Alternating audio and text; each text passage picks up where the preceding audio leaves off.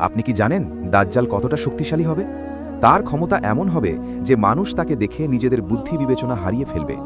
দাজ্জাল আকাশের দিকে ইশারা করবে আর সাথে সাথে বৃষ্টি বর্ষণ হতে শুরু করবে। মানুষ বলবে, ইনিই তো খোদা। কিন্তু এটি হবে শুধুমাত্র একটি বিশাল পরীক্ষা।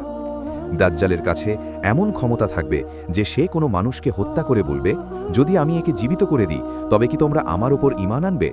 এবং সে আসলেই আল্লাহর হুকুমে তাকে জীবিত হয়ে উঠতে দেখাবে, যাতে দুর্বল ঈমানের মানুষরা ধোঁকায় পড়ে যায়।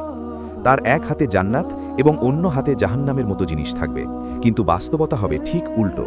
যেটাকে সে জান্নাত মনে করবে আসলে সেটা হবে জাহান্নাম, আর যেটাকে সে জাহান্নাম মনে করবে সেটা হবে আল্লাহর জান্নাত।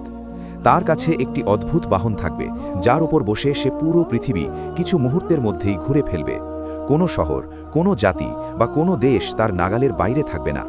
সে যার ওপর খুশি হবে তাকে রিজিক, বৃষ্টি এবং প্রচুর নেয়ামত দেবে, আর যার ওপর অসন্তুষ্ট হবে তাকে ক্ষুধা, দুর্ভিক্ষ এবং ধ্বংসের মুখোমুখি হতে হবে।